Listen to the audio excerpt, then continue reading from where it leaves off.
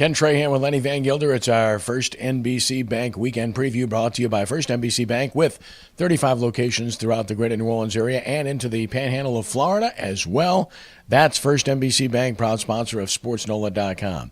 The New Orleans Pelicans shorthanded again for a second consecutive game, won again for a second straight time without three key players, and won their third straight overall with a good home victory last night over the Brooklyn Nets. And Lenny, they find themselves 2 games in arrears of Oklahoma City and playing well regardless. And it starts to beg the question, if they can ever get guys on the floor, what's their ceiling?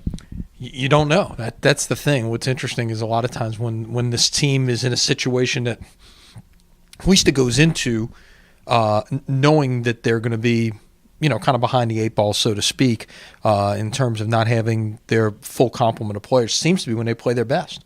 They've come out now with 3 wins in a row. 2 here at home since Davis and Anderson were re-injured in the Miami game.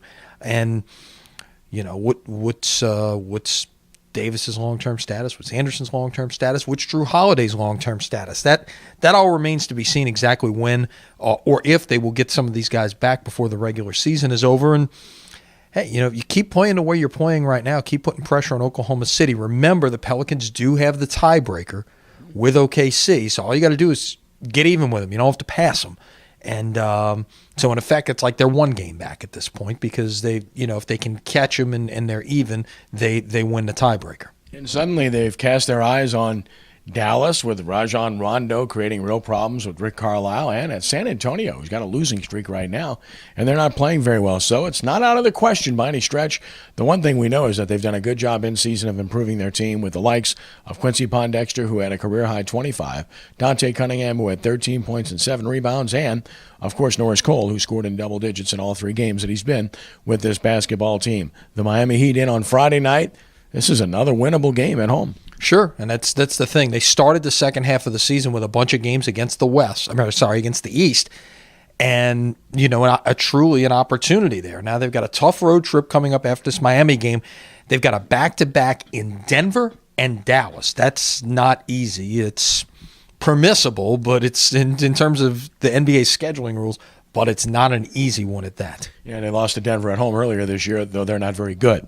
So we'll see how it unfolds for the Pelicans. Reggie Bush released by the Detroit Lions, and, of course, immediately fans and bloggers all over the place about maybe he can come back to New Orleans. I wouldn't be so quick to say that's going to happen. I wouldn't totally rule it out, but the only way that would happen would be at the right price. Probably 1.25, 1.5 million would be the only way they'd even look at him. And what is interesting, and the thing, of course, you immediately look at is the fact that, this year, the 2014 season was the first year you did not have Bush or Sproles in the backfield. How did that change what the Saints did offensively?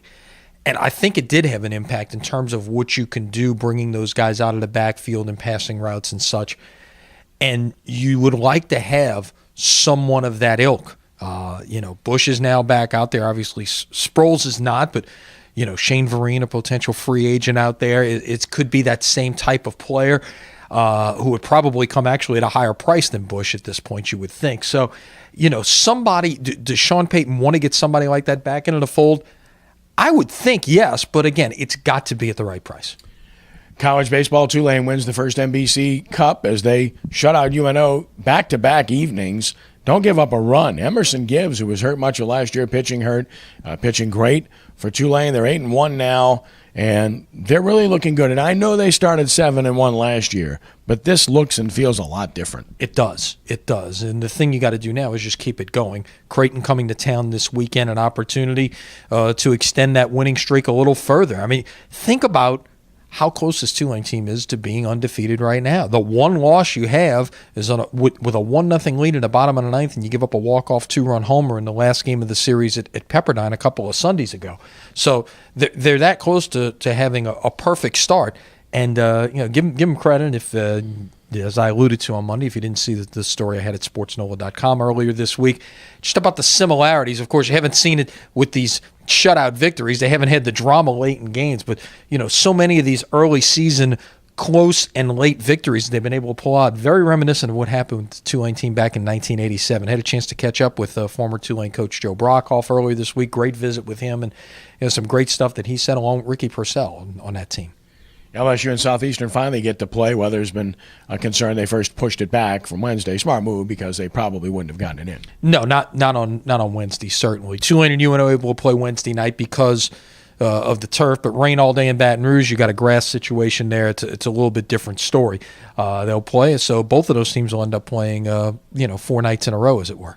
College basketball, big weekend for LSU. They have Ole Miss coming in. They wanted Ole Miss earlier this year, but this is an RPI game. It's a conference standing game because Ole Miss is good, and right now they're in the tournament, so this is a huge game. Yeah, I mean, the SEC could get 6 teams in, and right now LSU is on the good side of the bubble, but you've got to keep it going. It was a good win for them at Auburn. That's really what they should have done to Auburn at home 3 weeks ago when they let it get away and let that one, fall into the loss column, or else they'd really be sitting on the good side of the bubble, as it were. But this is a key game, really, this whole stretch, the final 3 games of the regular season. You want to put yourself in position. Who knows, with a strong finish, might be able to get a double bye in the SEC tournament. High school sports converging. The state soccer championships getting underway at Tad Gormley Stadium Thursday evening. Northlake Christian, Pope John Paul on the girls and boys sides, both in state championship matches, and obviously they've had great seasons. Pope John Paul trying to repeat as a champion. Northlake Christian was in the final a year ago. Yeah, it should be a lot of local interest in the soccer championships, and this is the right place to play them, at Tad Gormley. Over the course of 3 nights, Thursday, Friday, Saturday, get a chance to see a lot of great soccer action capped off on Saturday by all local teams in the Division I finals, including St. Paul's and Jesuit on the boys' side. And in the girls' playoffs, finally, we hope, Warren Easton, Selman, and Edna Carr get a chance to play there. Second-round games, 2 of them were scheduled to play in North Louisiana, 1 in Shreveport, 1 in Monroe, the other one in South Louisiana, but against a Shreveport team, and because of the weather in North Louisiana, it hasn't happened for a few days. Good chance they'll get those games in Thursday night. Speaking of Thursday night, it's a chance for you to watch a great game at SportsNoah.com live as we have a rematch of the 5A state championship game of a year ago between defending state champion Mount Carmel and Trahan. Trahan, the higher seed, they're the home team. Right, 4 against 5. Shapes up to be an outstanding matchup. You mentioned a rematch of last year's state championship game, which Mount Carmel won. Trahan won the rematch earlier this season in the All-State Sugar Bowl National Prep Classic. We'll see what happens with a berth in the top 28 coming up next week on the line Thursday night. Watch it right here, 6 o'clock Thursday at SportsNoah.com. Look forward to that, and wrapping up our annual shows, too, the John Fourcade Show, right? John Fourcade Show, and you want to watch tonight at 6 o'clock. Mike Detillier has his first mock draft of the year. And we'll have that posted later on this evening as well at SportsNoah.com in case you miss it. But tune in because you will be very interested to see who he has the Saints picking at number 13. All right, we look forward to that. Check it out. John Fourcade Show, 6 p.m. with Mike Detillier on WHNO TV 20. Lenny, as always, thanks. Have a great weekend. All right, we'll see you Monday. That's our first NBC Bank weekend preview brought to you by First NBC Bank with 35 locations throughout Southeast Louisiana and into the Florida Panhandle. That's First NBC Bank, proud sponsor of SportsNoah.com. For Lenny, I'm Kenny. Have yourselves a great weekend, and God bless you.